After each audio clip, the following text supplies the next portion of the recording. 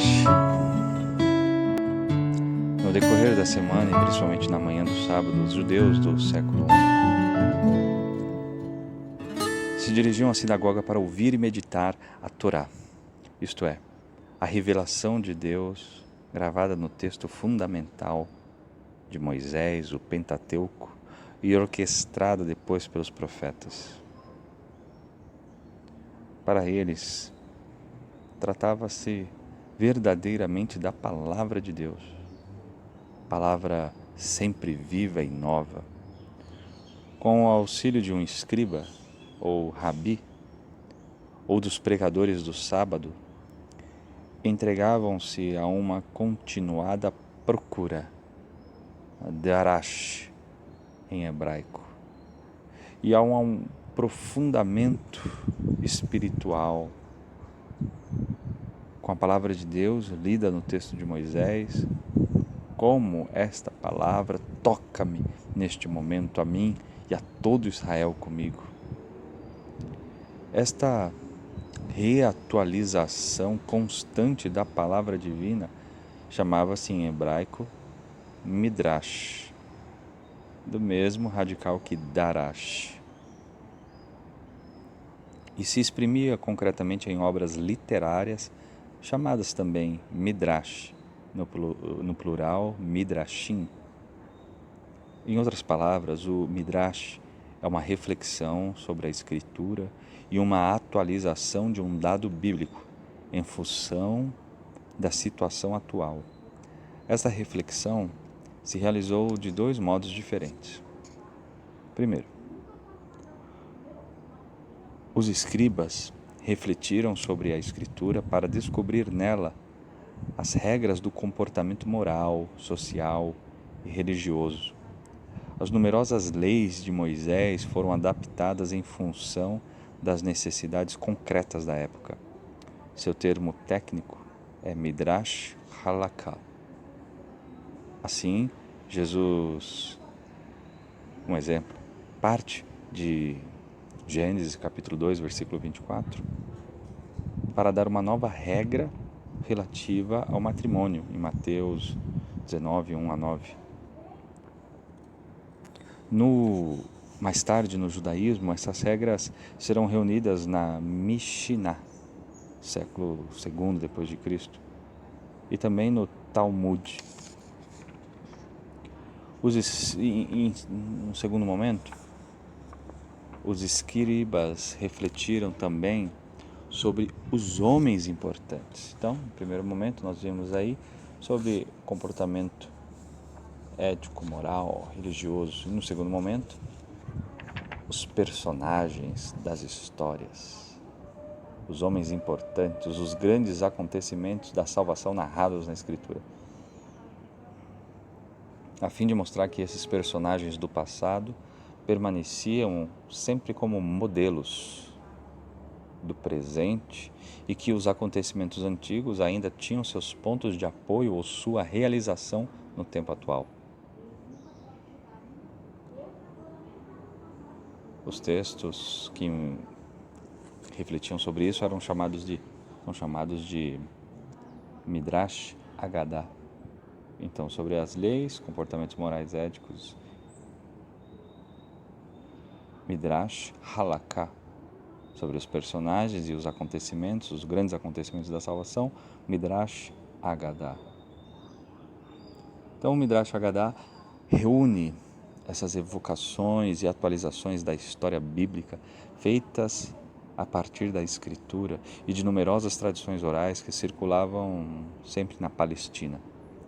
Chegou-se assim a uma espécie de Bíblia reescrita, da qual os pregadores das sinagogas tiravam muitos de seus temas para a grande edificação dos ouvintes.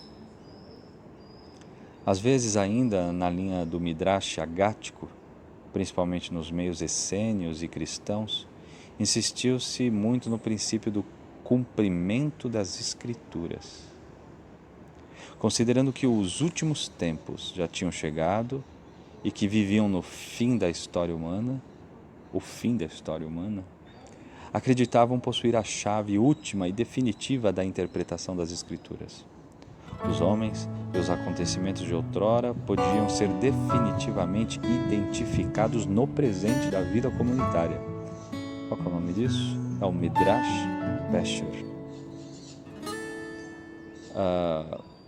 A comunidade de Qumran relia os profetas e identificava todos os pormenores do texto em função do mundo presente. Um exemplo seria o Pesher de Abacuque, descoberto em Qumran. Do mesmo modo, podia, por exemplo, Jesus explicar aos discípulos de Emaús, começando por Moisés e por todos os profetas, o que dizia respeito a ele em todas as Escrituras, o que lemos em Lucas 24 e 27, no caminho de Emaús. Veremos, você já com certeza se ligou, acenderam-se as luzes, teve os seus insights, e vamos ver juntos então que muitos mesmo elementos de Mateus capítulo 1 e capítulo 2 vêm do Midrash Haggadah. As citações bíblicas de Mateus 1, 2, seguidas de sua identificação, por exemplo, em Mateus capítulo 2, versículo 15, que cita Oséias 11, 2, do Egito chamei o meu filho, e interpreto o meu filho como Jesus, pertencem ao Midrash Pesher. Cumprimento, Midrash Haggadah, Midrash Pesher. O acontecimento ligado àquela comunidade presente, no presente. Então, veja só, essa atividade de atualização do texto bíblico se desenvolvia principalmente na sinagoga. Vamos ver um pouco melhor como os contornos da prática sinagogal. Então era assim, na manhã de sábado, como se diz, por exemplo, em Atos capítulo 13, 14, versículos 14 e 15, lia-se primeiro um trecho do Pentateuco. Em seguida, um texto dos profetas. Veja como era a liturgia. E que muito disso inspira ainda, até hoje, as liturgias das igrejas cristãs. Em seguida, lia um trecho do Pentateuco, em seguida um texto dos profetas, que pudesse ajudar a compreender melhor o pensamento de Moisés. Por fim, o pregador fazia uma exortação apoiando-se nas duas leituras anteriores. Assim, depois da leitura de Gênesis 21, por exemplo, que fala do nascimento de Isaac, acrescentava-se geralmente a leitura de 1 Samuel, capítulo 2, versículos 21 seguintes, sobre o nascimento de Samuel. E usavam-se numerosas tradições orais sobre os nascimentos milagrosos e crianças nascidas de mulheres estéreis. A leitura dos profetas, chamada em aramaico de Ashlamata,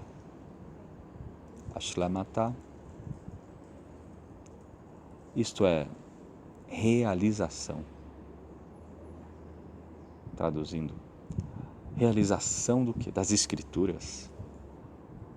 Então essa leitura dos profetas era enriquecida com numerosos traços agáticos.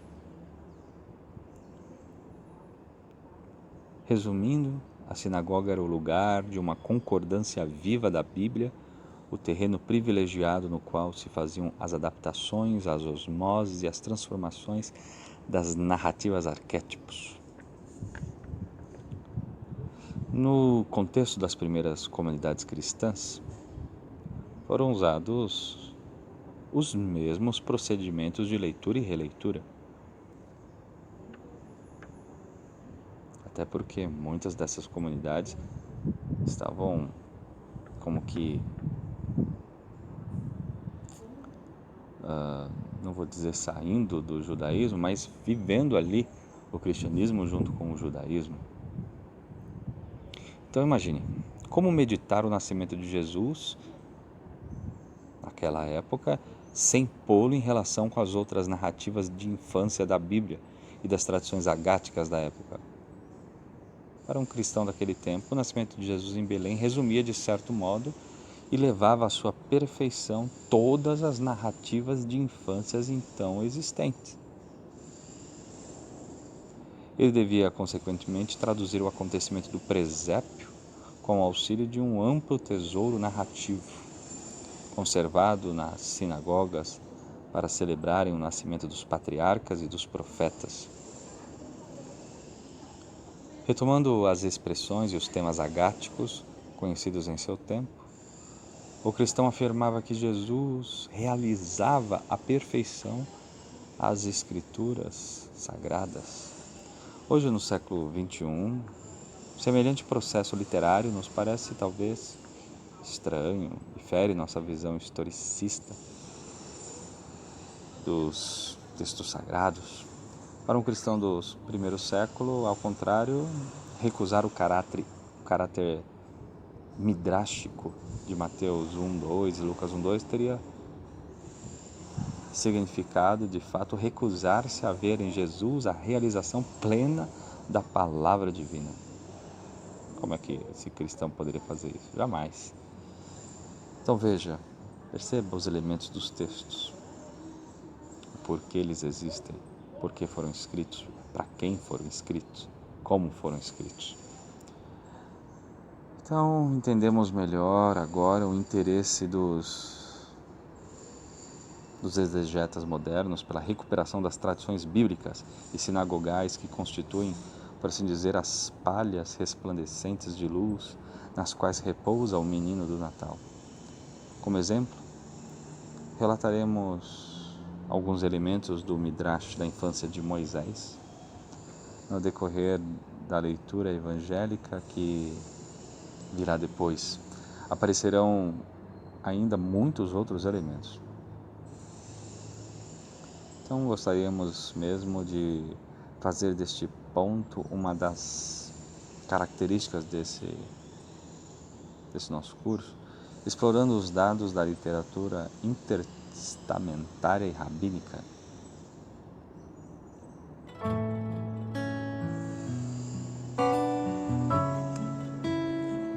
Então, logo mais, conversamos.